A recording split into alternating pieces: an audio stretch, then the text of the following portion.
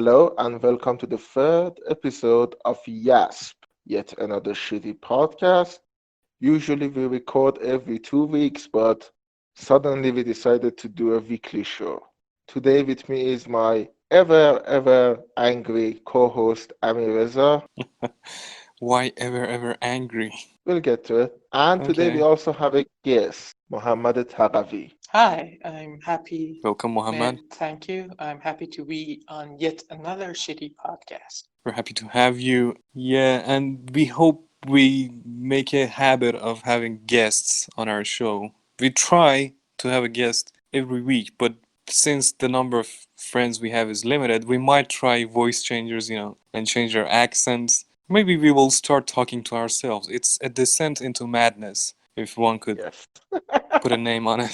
But jokes aside, we will try to do that. And if anyone who thinks is capable of, not capable, it's not a big deal, who thinks, is interested in the same topics and wants to talk and, just is interested in what we're doing, we'd be more than happy to have them. And you know where to contact us. Okay, so this episode we are going to talk about two subjects. Rick and Morty, the Justin Roiland Dan Harmon show, and the other subject which we'll go to very soon. But first of all, let me introduce Mohammad a little bit more. Mohammad is one of my friends. We were together on the dark times that is paradisegame.net. And Oh, he used to write for the game reviews and the cinema reviews, but I was only doing cinema reviews at the time. I mean, it was nice. okay, I guess. Yeah. I have some very famous reviews, there's one for Prey. I gave the game 5.5 and everyone wanted to kill me basically. The new one or the Uh, old one? the new one. Okay. I haven't played it, so I don't know. I really didn't like it, man. Okay. Based on your review, I should be happy that I didn't play it. Yeah, more or less. Okay. Let's get to Rick and Morty, the sensation that took everyone by storm. Before we do that, I'm still, stuck on something. Mhm. Ever angry guy? Yes. Why am I the ever angry guy? I don't know. I was just trying to add drama to the whole show. Okay, but you didn't go with ever happy guy. There should be a reason that you Okay, decided to go with angry guy. because ever happy guy is a lie. And ever angry guy is also a lie. I'm sometimes happy. I know I'm mostly angry. I give you that. Yes, yes, But exactly. I'm not angry in a sensible way. I mean, you can't. You're angry in a Bill Burr way. General Okay. Is angriness? that a good thing or a bad thing? Can you repeat the question? I said, is that a good thing or a bad thing that I'm a Bill Burr kind of angry guy? I mean, it can be a good thing. I like Bill Burr. Okay. And is it generally speaking or just for the sake of this podcast? I mean, I don't. Okay, let's forget it. It's getting personal. So let's jump to Rick and Yes, Morty. We're mostly gonna cover the fourth season, which was yes, just recently finished. But before we yes. do that, because there may be some people out there, some Neanderthals and cavemen who haven't watched it yet. Come on, what the fuck are you doing with your lives? And Hi. I now get why I'm the angry guy. Okay, so Yes, you yes. people need to get your shit together and start watching this. Not because it's a great show, because everyone else is doing it and not watching it is like, I don't know, not knowing how to drive. Which again, I know Ali doesn't know. Exactly. And then again, you need to get your shit together and get a driver's license. There was another show people were really watching. You know what happened to that? You mean Game of Oh, Thrones? Obviously. Okay. Yeah, but oh yeah, yeah, they got yeah. they got molested by the directors and the writers, but And Yes. I hope the same fate doesn't fall upon us, the Rick and Morty followers, but I mean, it's not that far fetched. It could, exactly. yeah. That's my point. Uh, okay, to be honest, I watched the show when it first came out, season one, and not because someone told me to. Oh, I used to watch this show on Adult Swim called Super Jail, oh, and it was very fucked up. yeah. And That's the most polite way to sum up that yeah, show. and then I saw that the same channel had this other show, and I thought, well, why not? By complete accident, I found Rick and Morty. I watched the first season, and when I watched Super Jail, nobody knew what Super Jail was. Yet, when I watched Rick and Morty and came out talking about it, I realized it's apparently a very big thing. Well, I watched it. I started watching it when the first season had finished, and it was by the, insistence of one of my friends. And I think back then I was mostly hooked on. I don't remember. It was post South Park. I'm pretty sure about that because I got Oh, addicted to South Park in high school. But probably Archer, my Archer phase. I'm not sure. And we definitely need to do an episode on Archer yeah, too. Archer. Yeah. Mhm. And how about you, Mohammed? How did you get to know this lovely creature that is Rick and Morty? So I don't exactly remember when I first heard of it, but I remember that the first time we went to animation nights, Ali knows, Oh, yeah, yeah, yeah. there were some nights where we gathered. Yeah, yeah. The first one was about Rick and Morty, and by that time I had seen the second season, actually not the first season, and that season is my favorite by far. Yeah. So there was this gathering, physical gathering of people watching shows together. Yeah, yeah. Yeah, remember when people used to physically gather? My God, how? Why did we feel safe? I mean, I personally never felt safe in, crowds, but that's a different thing.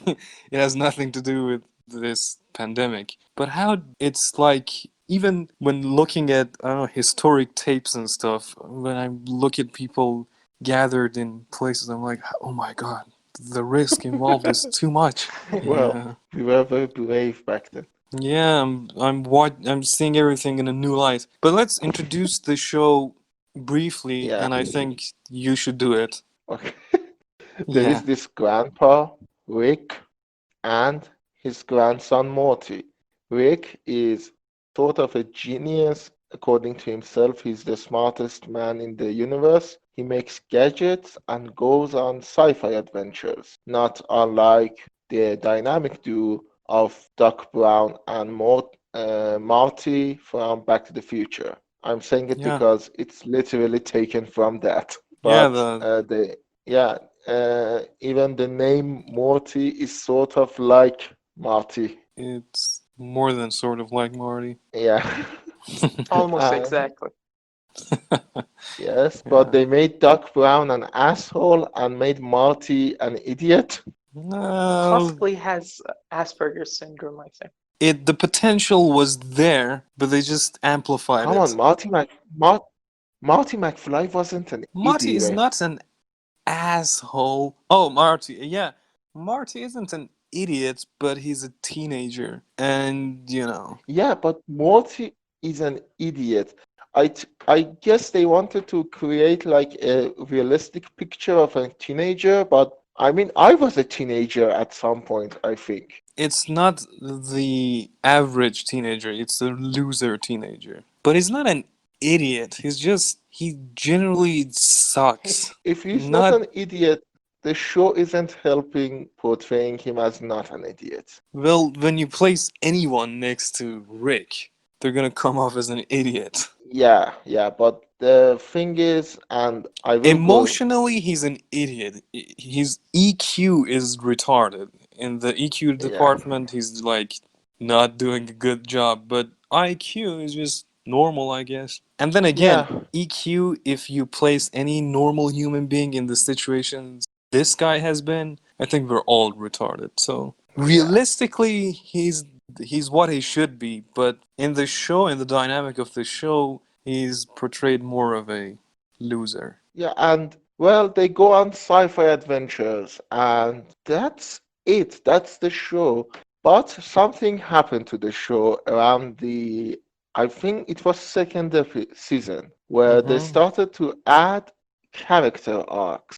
And by the end of third season, they realized they should not have done that, but we'll get to it. Yeah, So, the first season is a jolly, merry show, and yeah, the episodes are not that, linked together. It's more, they don't take themselves too seriously. it's not just about taking themselves seriously, it's about the tone of the show that is not as fucked up as it gets season 2 onwards. The first season is viewer friendlier Yeah, in the sense that you can, start eating your cereal and watch the show. But second season onwards, you're like, I need to give this thing my attention and my psychological demise yeah, to the show. Yeah. which is a which is a good thing. I'm with Mohammad actually. Second season is my favorite season too. But the problems arise end of second season, start of third season onward. Now there is this thing you need to realize about Rick and Morty. I imagine it's because Justin Roiland and Dan Harmon hate each other, but each season takes a long, long time to come out. I think they're just lazy to come up with more chaotic ideas by the time goes on. I don't think they hate each other because if they really did hate each other, I mean, not as seriously as those guys, but even as amateurs like you and I, a creative process takes a lot of energy and even a little amount of hostility is enough to result in explosions. But I'm sure that they don't get Uh, along like Matt Stone and Trey Parker. Of course, they're not that in sync, but I'm sure they don't hate each other either. They're like, I think the clashes are mostly in the way they try to uh, move forward with the show and the characters. Not, it's not personal, and it's just creative clashes that may hamper yeah, with yeah. the speed of the show. It's the kind of thing where there is this baby and the father wants to raise him to become a athlete and join the sports, but the mother wants him to become a doctor. And it's a clash of like this because Justin Hoyland, we already talked about him on our first episode of the podcast. Be sure to check it out. Yeah, solar And opposites. yeah, solo opposites. We see how Justin Roiland works alone, and we know how Dan Harmon works alone. We have seen Community. Highly recommend. Yeah, Yeah, yeah. Community is a great show, by the way. The first, uh, I haven't watched it. the first four seasons are amazing. The first three seasons, season four isn't good either. It's one of those things that I can see both of these men have the potential of creating a good show, but at some point they are working in very different ways. And Rick and Morty, especially season four, which we will get to, has this problem a lot. I realize that some of the time they are doing small jabs at each other, like Story Train episode. There is an episode in season four where the character of the story lord, which wants to take everything into structure and wants to create structured episodes, that's Dan Harmon. That's literally Dan Harmon. Yeah, that episode is filled with his structural method. I mean, the Yeah, the circular thing. It has 8 parts. That method. Yeah, yeah, it has 8 parts. I've done that video thousands. Yeah, I think I watched it's an episode analyzing. I watched a video on YouTube from Wisecrack analyzing that episode, and it shows how Harmon has to have a harmony. Haha. but the start of the show was very unstructured. It was just Monster of the Week episode. It was like early Doctor Who or early Star Trek. You just watch an episode and the story happened in that episode and it got resolved in that episode. Yeah. They were lasting impacts, but not very much. Nothing changed in the universe. Yeah, and to focus more on the fourth season, it had 10 episodes, and it Yeah. got released in 2 halves. First part, 5 episodes, and then Uh, the other 5, which was recently in a way. And season 2 raised the bar by creating arcs and giving depth to the characters. And they were like, we created this crazy genius and this loser kid. So why not give them a background and make them more relatable or, I don't know, human than before? And they did a great job, but the problem is that they did it so good and so intense and, compact that in a way they burned themselves out, and season 3 onwards they haven't been able to catch up with themselves. Exactly. And since it's a sitcom, South Park, Simpsons, Family Guy, they have all been on air for, I don't know, 20 plus years. But since they Yeah. didn't have arcs that try to, I don't know, give Peter Griffin or Homer Simpson or any of the characters from South Park, like Randy Marsh, a very detailed and dark and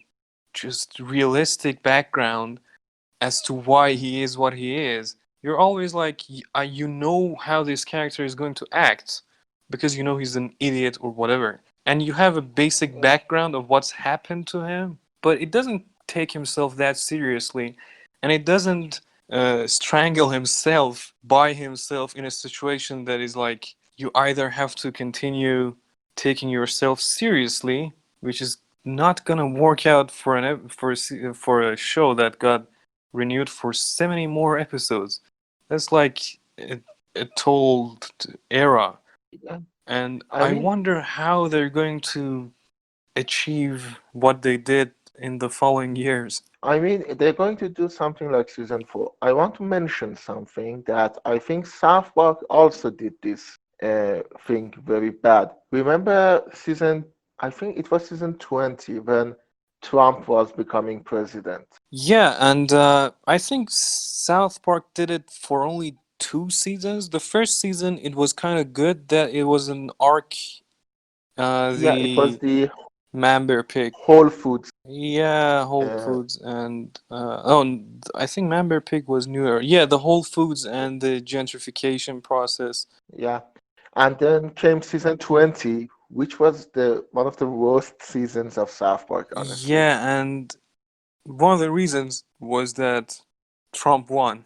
Yeah, and it took itself too seriously. It tried to be something that it wasn't. It tried another Team America. I mean, Team America is a good comedy, but it in some ways it takes itself too seriously, Yeah, and it's commenting on other celebrities, talking about things they don't know anything about, but in doing so, they too are talking about something they don't know anything about. So when you look at that feature film, it falls apart in some ways.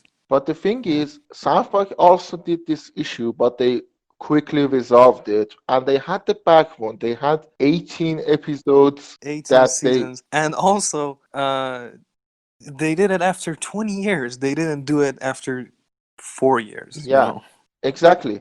So they had a backbone, but Rick and Morty got to the arc pretty soon, and then came season 3. I realized by season 3 they even realized their problems and they realized they can't go on like this. This is why the end of season 3, in my opinion, has one of the worst episodes of Rick and Morty. They force everyone back together just so they can reach this dynamic of what happened before. yeah, and They bring Beth and Jerry back together and they say, okay, now we are they even say it. I think it's a line of dialogue, if I remember correctly. This is going to be more like season 1. yeah, it's supposed to be meta. Um, they're going. It's going. We already had a few spoilers, but the following is going to be Yeah. more spoiler heavy. So if you haven't watched the show at all or haven't watched the fourth season yet,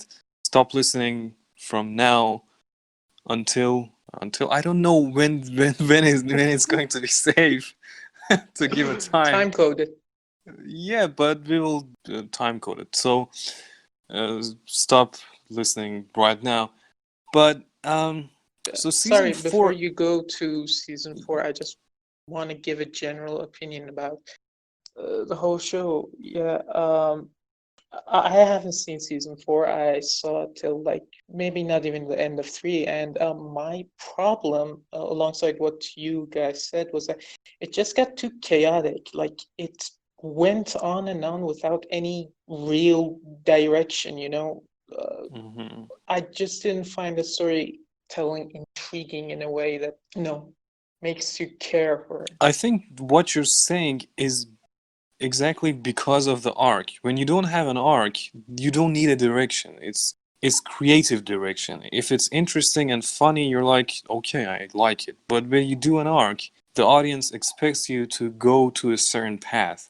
They want the characters and the show to go to a certain direction, and when they fail to do that, exactly what you said happens. Yeah, yeah, I agree with you. And by Okay. the way, if you didn't like the chaotic nature of season three, you're not going to love season four. Season four is even more, well, it's more stupid, to be honest.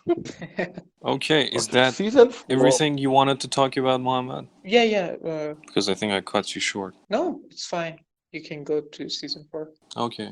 okay, one of the things, but first, before we go there, I want to say something. One of the problems of the show has always been the character of Rick for me. First of all, Rick is not smart sounding. He's only smart because he makes gadgets. He is like Q, but less charismatic.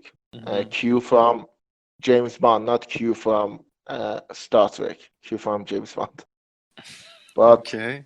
but the thing is, Rick, for the creators, I even suspect, has become like this godlike character which cannot be taken down. We can't see him vulnerable. We can't see him lose.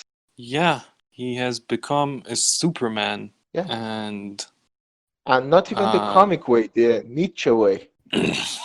yeah, he can do everything. Which brings the question: why should anyone in that position do anything at all? Yeah. And of course, the show's answer is because I can, and because nothing has a meaning, I do whatever I want, so it's meaningless. But he's powerful. You know, the argument, the postmodern argument that we are not powerful, we don't have that much control over our fate, and all arguments like that work and redeem us and free us because they limit us. It's like nothing Yeah. has a meaning. So you don't have to, put up with shit because you're limited, because you're not going to live forever, because you're not going to be young forever. But when you Yeah. combine this with being all powerful, then what you get is that this guy is young forever, he can live forever, and yet he decides to do that even though he doesn't have to. I mean, we have a limited time in life, we humans. We are going to die, I don't know. Yeah.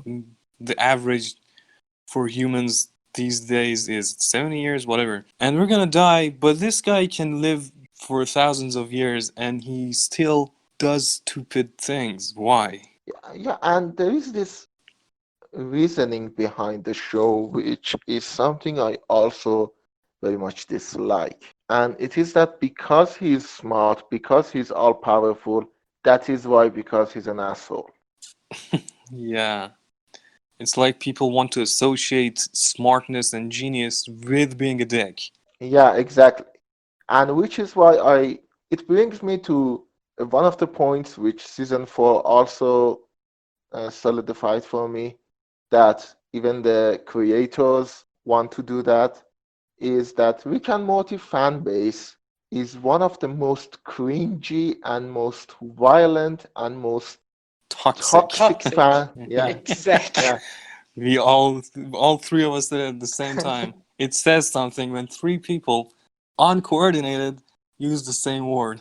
Telepathic connections. exactly.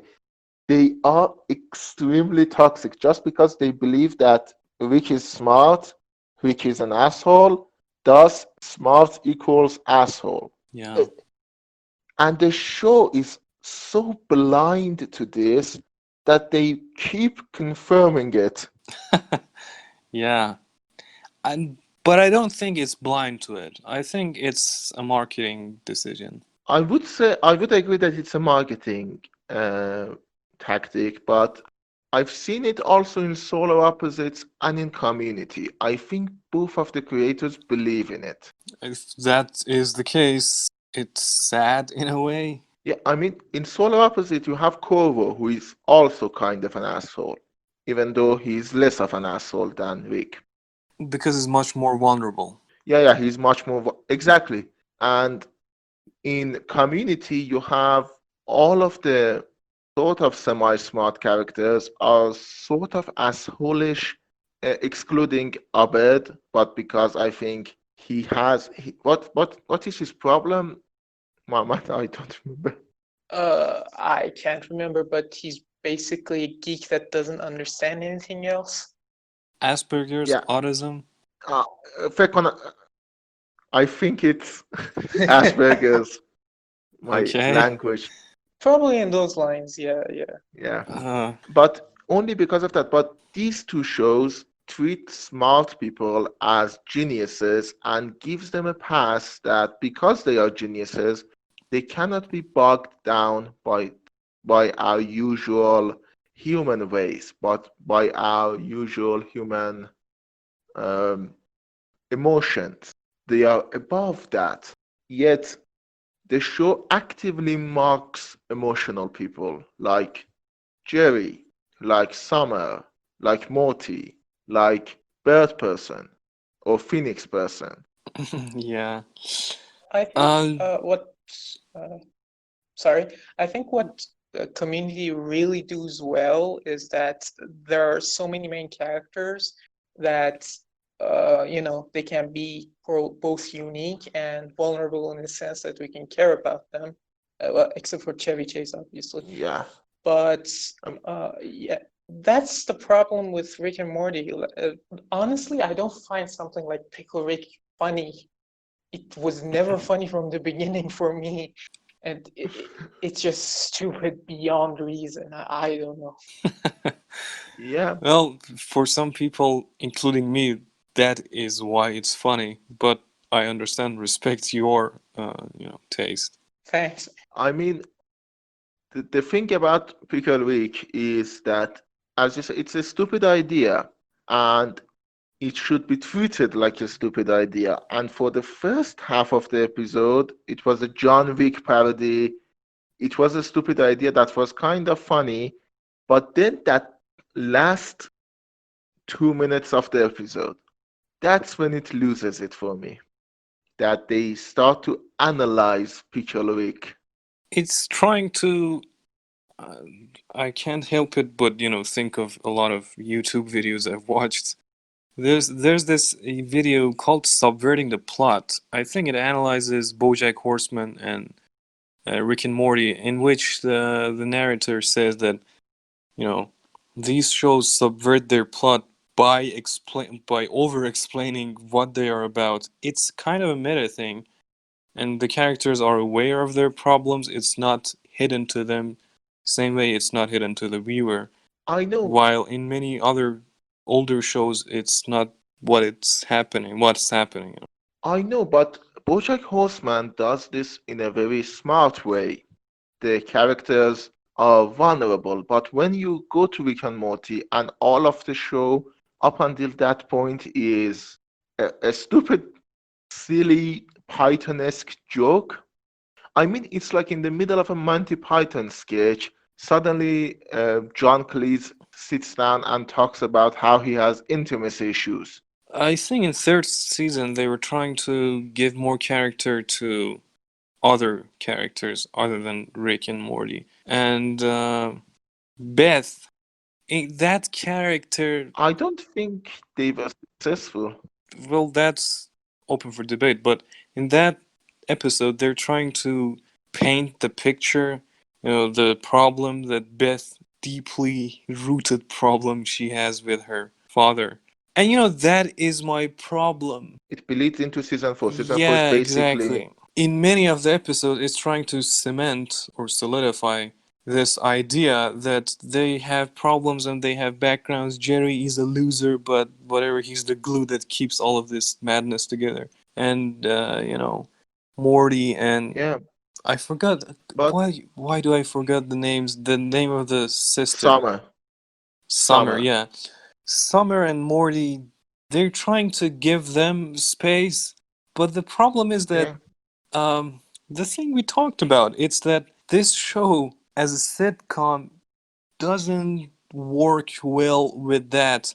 And one other problem I have with this show and many other shows and feature movies these days, for example, Nolan movies, is that no, when you start watching, uh, let me put it this way: you cannot enjoy Rick and Morty or a Nolan movie or many of the TV shows and other things that come out these days without supplements. It's a great marketing thing, but whenever someone tells me that in order to understand this book or this video game or this show or this TV or this movie by watching other videos on YouTube or reading other books or playing other things, I'm like, okay, this is genius marketing, but as far as the art form goes, it's terrible.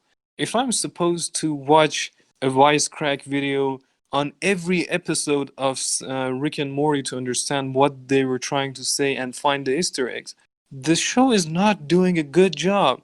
If I'm supposed to know the other works of its creators, it's not doing a good job. And to go back to South Park to me is the opposite. It's doing everything, and in a span of 20 minutes it conveys a message. It doesn't matter if you agree with it or not, it doesn't matter if you think it's retarded or smart. The thing is, it manages to convey the message. And believe it or not, many of my beliefs, because I started watching that show in the middle of my high school, it kind of defined the character I am today. That show helped me, a teenager, clueless teenager, to get a grasp of reality. And in many ways, in like the Team America portrayal, I don't agree with Trey and Matt, but generally I find them two highly intelligent people that, first of all, don't look down on other people same way Royland and Harmon do, yeah, and also they understand life with details but can put it in layman's terms. They can show it through emotions and simple things and in really funny ways. I mean, Rick and Morty is funny, but South Park, I it's the funniest thing I ever watched personally, and I love it because it's really funny and really educating at the same time. yeah. Rick and Morty. There is this thing that it's on the back of my head. I don't know if you remember or not, but Rick and Morty did a Simpsons crossover, Yeah. and when I heard that, in my head I said, well, they're probably going to kill the Simpsons and then they're gonna clone them. Guess what they did? Yeah. Now, if you tell me South Park is going to do a Simpsons episode, I have no idea what it's going to be. Yeah, they kinda did it in the two-parter that, Oh, the Family Guy one? yeah, that shits on Family Guy. Even Yeah. that, I don't expect South Park to do that. Yeah, and there's another episode, the Simpsons did it episode, that assistant to Butters says it so much he starts seeing the world as Simpsons episode. But the thing is, first of all, not Butters, Dr. Chaos. Yeah, Dr. Chaos, alter ego of Butters. Yeah. But the Yeah. thing is, when Rick and Morty wants to do something, they've done it so many times and without changing their formula that I already know what I'm going to expect. Uh, It's going to be an antithesis to everything. It's a little yeah, edgy, if you ask me. It's too yeah. much. But that's the problem with edgy media.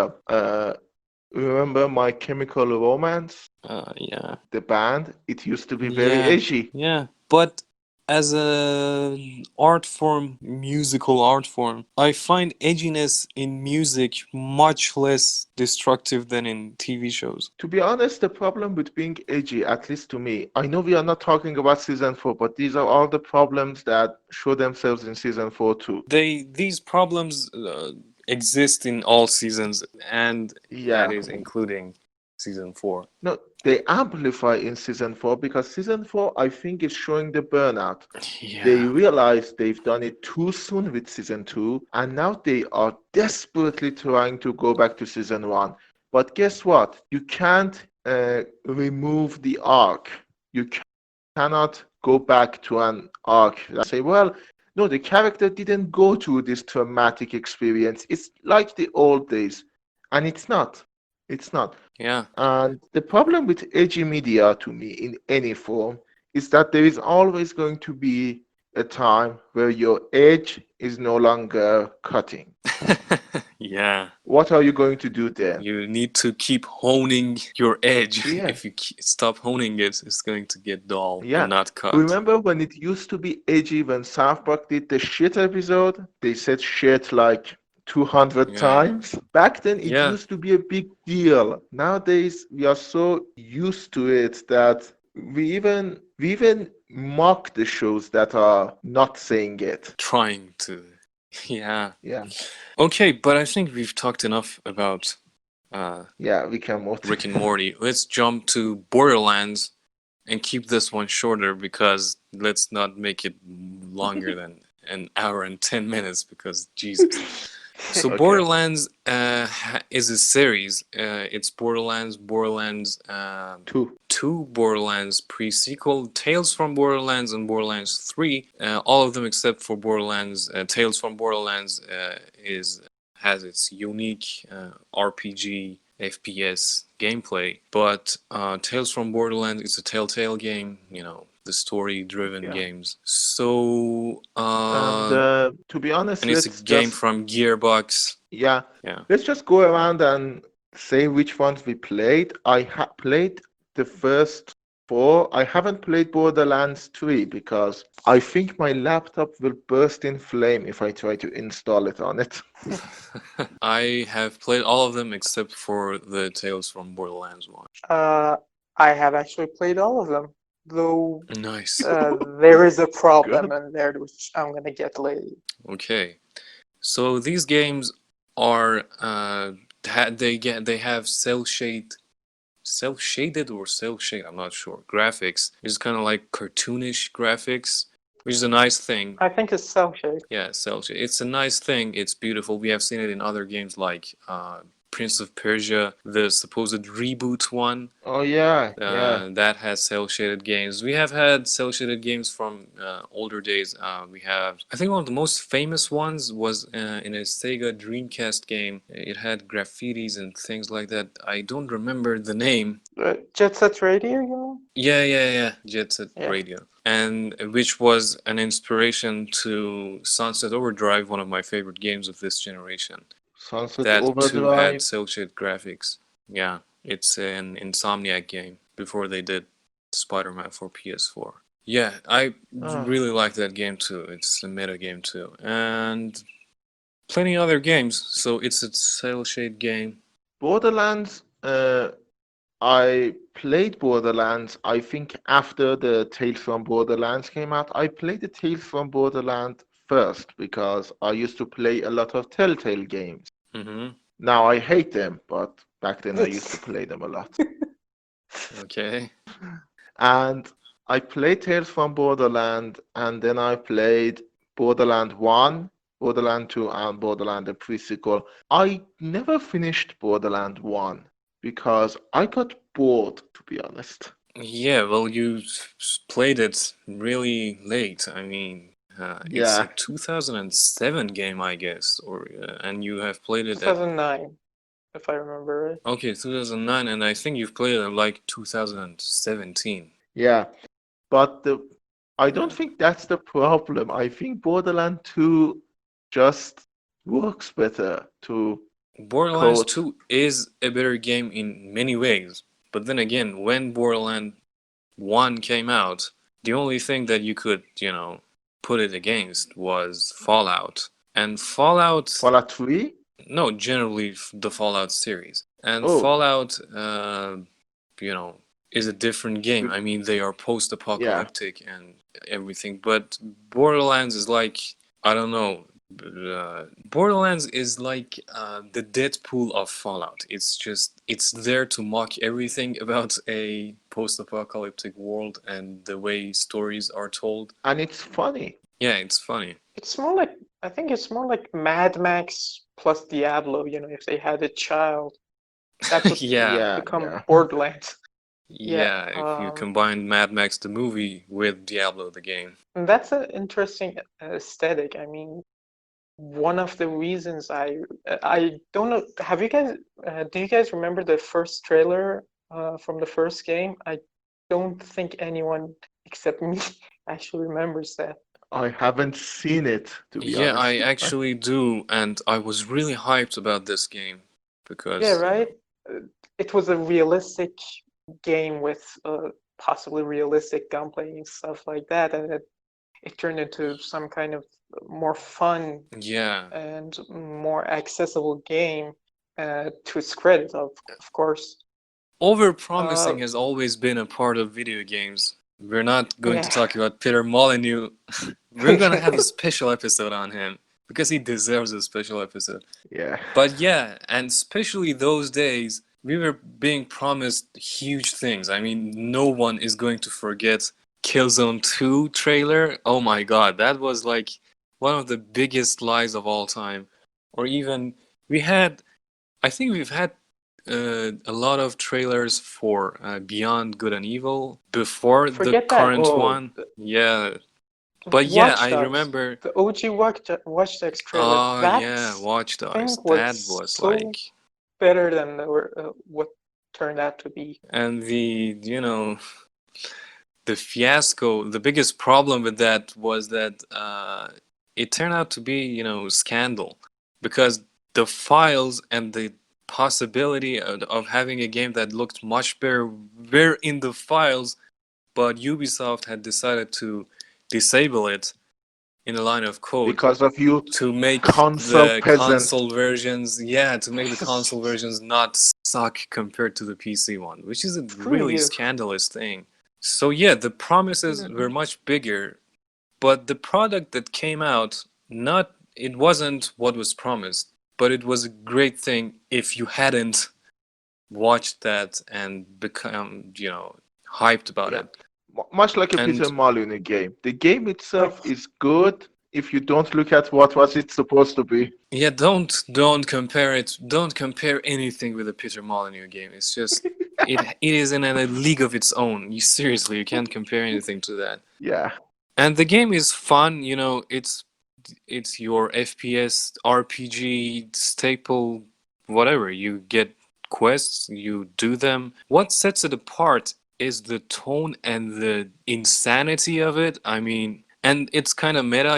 It's in some parts the characters are kind of like commenting on the absurdity of the situation they're in themselves, and it's like comic bookish in some ways. The weapons, one of the things I love about this series is the weapons. It has different manufacturers, and you don't have gear in this game, like you don't have helmets and I don't know, armors and stuff, but you have a shield, and it has a leveling system, and you have guns, shields, and mods for different characters, and you have different types of characters. Like there, you have tanks, you have sirens or magicians, you have like soldiers, and each game has, in the standard edition, 4 characters, but all of them have had, additions to those characters in the DLCs and stuff like that.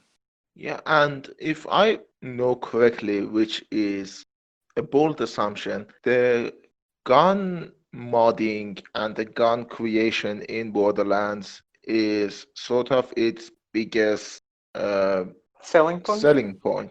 Yeah, selling point. I think it's trying to be a selling point, and it's not that it's not good, it's really good. But I mean, before the third one dropped, there was this trailer that was like 1 billion different variations of guns in the game, and it got everyone hyped. But then when we got the game, we realized that by 1 billion they just meant adding or detaching a scope is considered a variation. So in reality, you had like Oh, probably 100 different guns, but if you had watched that trailer, you were like, "Oh my God, I'm never going to see the end of this guns." and a Uh, 100 guns is small? What the fuck? 100 guns is a great number. It's probably more than that. I'm just saying that it's not that many. Oh, yeah. And but you know, the first one is almost unplayable these days because of the graphics, the story, the tone, as you said, is boring, and also some gameplay mechanisms. Like in this game, when you're downed, you have a second chance that you can, you know, walk and shoot other people. In the first game, you can't walk; you're just stuck in the place, and it almost doesn't help you Yeah. in any way. And Yeah. it's an old game. It's 11 years by now, if it was released in 2009. But second one onwards, you can move, and the story in the second one is really good. There are far fewer fetch quests, and you know, fetch quests are quests like the character just tells you to go to a place and do something and come back, and it just adds to the gameplay hours, but it just, you know, it's you grinding to level up. And it one of the reasons games lose meaning is because the story is not good and the missions are repetitive, and most of the time you're just trailing, you're just going from one place to another,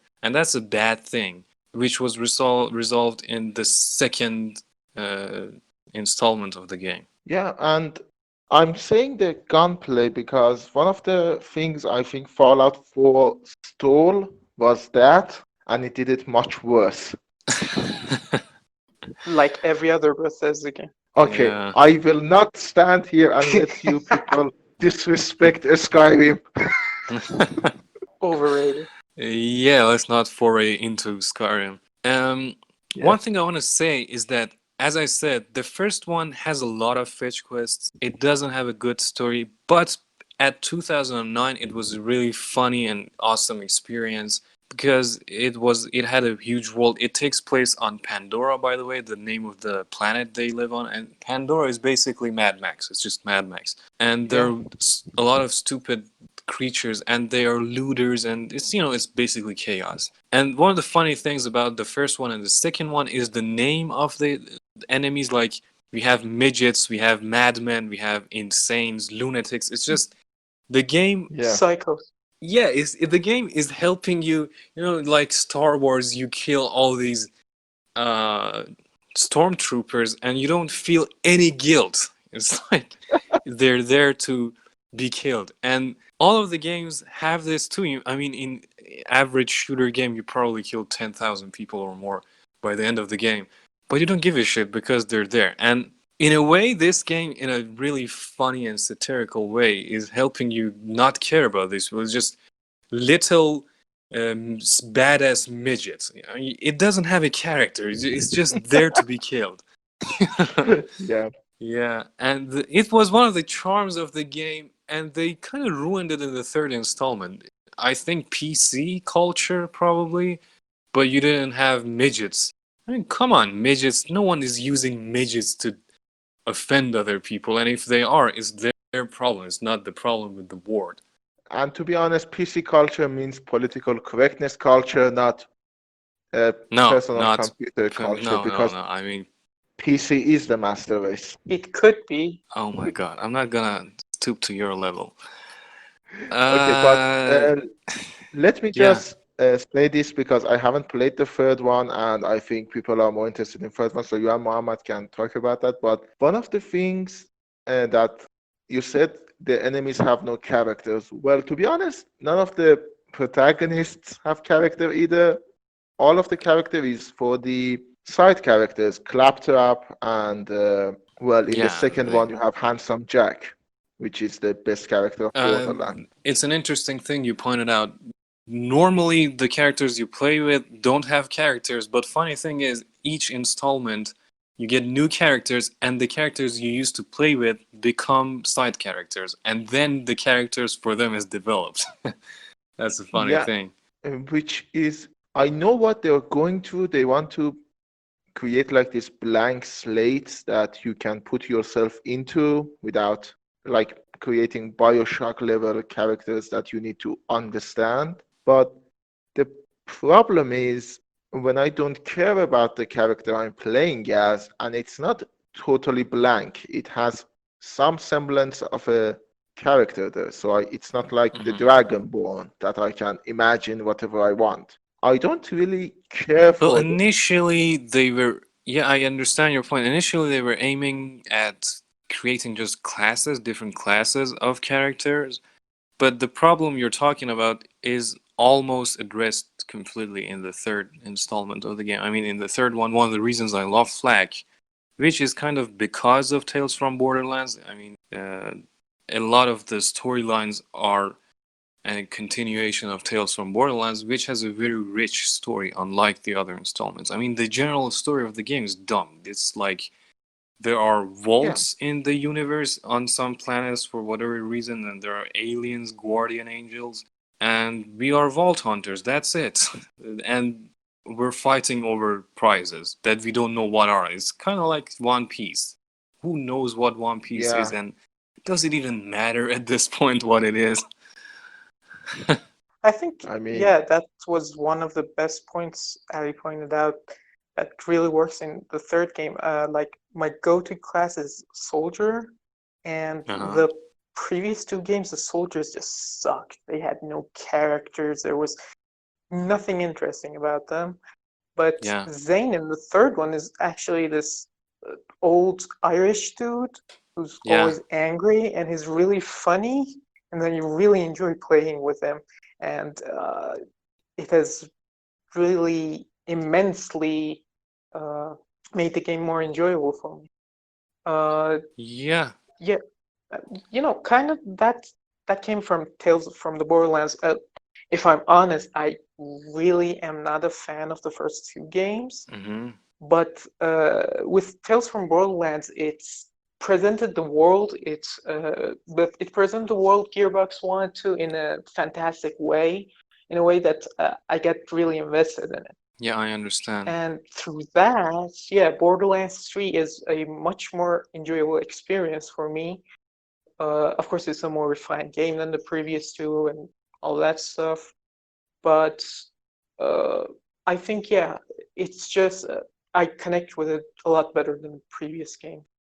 Yeah, a lot more thought has been put into it. Yeah, in fact, I have it on my PC here in work. I play for like an hour every night. I do one quest, and then It's a ritual. yeah, it's really, really fun to play. One thing I want to talk about is that exactly after Tales from Borderlands, they created a strong base to build the rest of the story upon. And in many ways, they did improve it. I mean, the characters, the depth of the characters, and they get out of their planet. It's not on Pandora anymore. I know pre-sequel was not on Pandora, but the third one, you're in a kind of a system. You're in a spaceship, and you can morph into different parts of this planetary system. So a lot of variation. sort of like Mass Effect. Yeah, Yeah, kind kind of.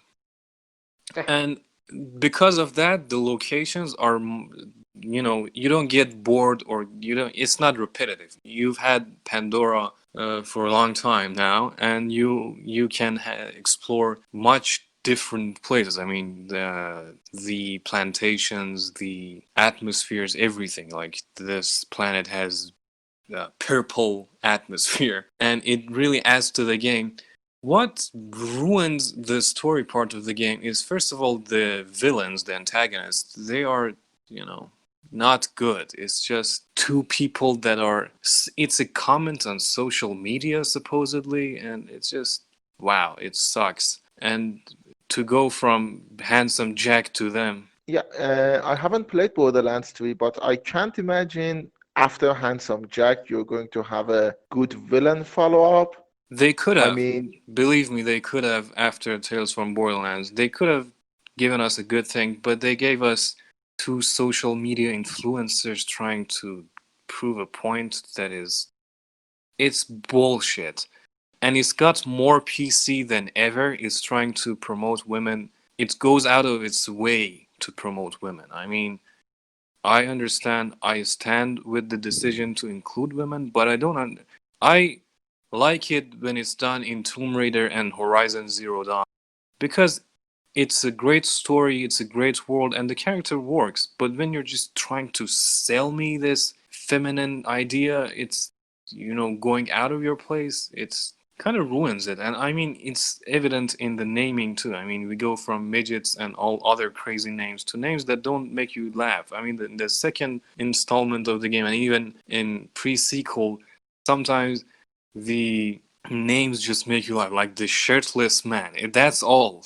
The character is called the shirtless man because he doesn't have a shirt. And we have a lot of characters like that, but in the third one we are, deprived of names like that. And I Yeah. think it's a lot of that comes from that PC culture that is, but gameplay wise, I think the game has become much better. The balance of the game, the variation of the guns.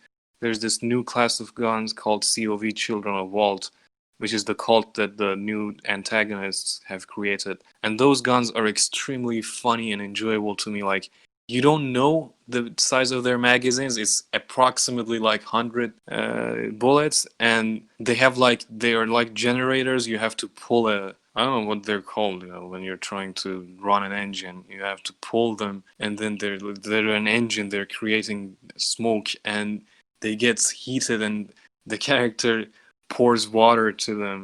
They're really funny Mad Maxy creations that are totally in line with the characters, the enemies, the NPCs you see in the game. I mean, to be honest, world building has always been the good aspects of Borderland. It doesn't have a good lore, but it does have a lot of character.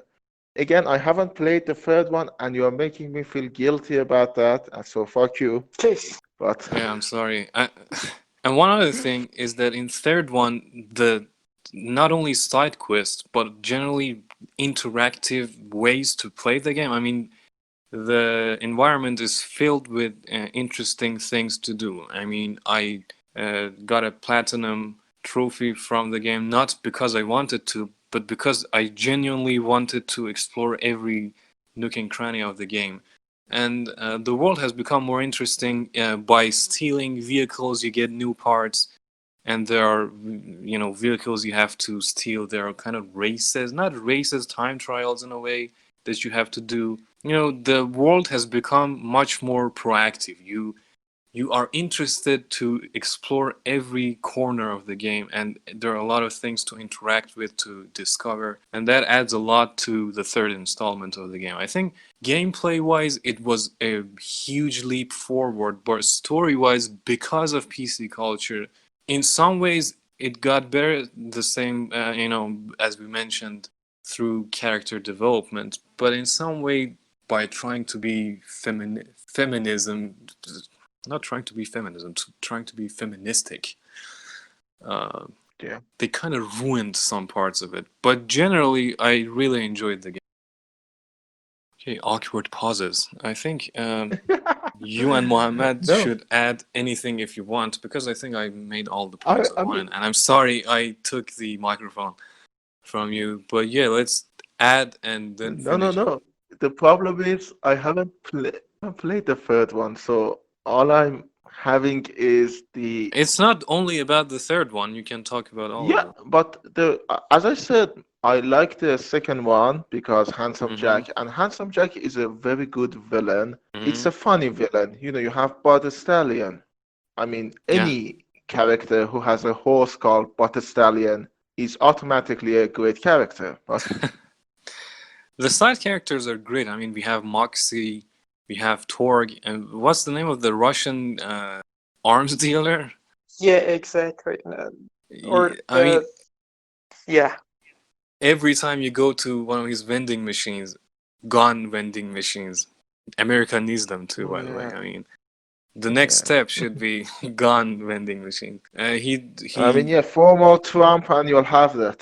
yeah, he throws jabs like, don't die not because I care about you but because you're a customer, and he just complete disregard for the customer except for his money. Yeah, He's like an asshole, but a really funny asshole. And you're yeah, greeted with sentences like that a lot in this game. Like, if you die so many times, we have these checkpoints that take away from your money, And if you die too many times, they're like, "Come on, I'm making money, but you're dying so many times. I'm getting tired of it. Just get your shit together." And it's funny. It's commentary on your gameplay, and it's a funny, engaging, immersive, and as Mohammad put it, you invest in it in so many ways. It's a great game. I really like this series. It's one of my. It's in the top 5 of my video game series, I guess. And it's just so headstrong, going into action, funny, and stupid. It's not trying to sell you something it's not. It's just there Yeah. to be crazy, to be explosive, to be fun, and it delivers on all of that points. Yeah. Unlike the earlier subject of today, Rick and Morty. Yeah. I would just want to say about the PC culture that Uh-huh. Amirza pointed out is that, in all honesty, when you look at the history of gaming, there are so many great female heroes. I mean, from Lara Croft, you said, to Jill Yeah. Valentine in Resident Evil, or I don't Yeah. know. There are so many, and it feels a bit unnecessary at times. And Metroid, I think the character in Metroid is also a female. Yeah. Samus. Yeah, Ah, nobody Seamus. I knew think it's that. No, Seamus it's or Samus. Samus. Oh, No, it's Samus. Okay. Samus. Yeah, Okay. and nobody knew that. Hmm. You can only find out it's a woman by the end of the game. And It's not that we don't have, I don't know, bias or sexism in video games. Not voluntary sexism or intentional sexism, but it's been there. What I'm trying to say is that you shouldn't go out of your way. You should build a video game for, by, and centered around women, or include them naturally. But when you try to force it into some formula that doesn't need it, the outcome is not going to be great. yeah, exactly. One of the things to, again, go back to Rick and Morty, one of the stupid things is the Bechdel test. What is that? You have to have uh, two female characters who have first name talking with each other, and the subject should not be men. Ah, yeah, the train part. Yeah. Yeah. That's a test that is forced on many creators, and it's a check. Literally, it's just a check mark. If you do that, okay, you're no longer sexist. Check. Yeah, that's stupid. That's the Great. problem, actually, because PC culture doesn't ask you to create good stories for these characters. It just asks you to include them. And the funniest thing is the companies that are most abiding to this rule are companies that, surprise, surprise, are here just to make money. I mean, Ubisoft, EA. Yeah, In these video games, you basically can't make a white male character anymore because they have pushed for racial diversity and female characters, and I don't know. Recently, the new thing is to include different body types, yeah, and I'm all for that. Don't get me wrong; it's a great thing. But what I am against is that when you do it mindlessly, when you just shove it into a game and don't give it any direction. To me, that's an offensive thing to do. I mean, if they really cared, they should create characters, not just archetypes of those characters. That's an insult, in my opinion. And while we're talking about customization, isn't Cyberpunk 2077 going to let you You custom? can customize the size of your genitals. Yeah. Yeah, Yes, I cannot wait for that game. Yeah, yeah, everyone's me totally neither. hyped about that. But okay, I seriously, I let's am. sum up the podcast. Yeah, Is there anything anyone wants to talk about? Rick and Morty bad, Borderlands good. Is that Yeah, yes, Rick and that's Morty. Rick and Morty, not bad, but in a mediocre? in an in an alarming path, kind of bad. Like we're worried about his future, kind of bad, and not as good as it I could mean, have been bad. Not that it's bad, but it could have been much better. Bad. Yeah, to sum it up, I think if you're a creator, don't shove PC culture in your stuff like Borderlands 3. If you're a Yeah. fan, don't be a Rick and Morty fan. Yeah. That is good advice. No, I was saying that I am serious. If you are a Rick and Morty fan and you feel offended about what we are saying, take a look back and realize why you would feel offended about it. Yeah. Because, I mean, the moment you become an asshole because a character on TV is an asshole, you are either 12 years old Or or an an asshole. asshole in disguise. Yeah. Yeah. I wanted to say you Okay. can reach us at we need to create a email for anyone if they want to contact us. But for those of for those of you who are on Telegram, you know how to contact us. And for those Yes.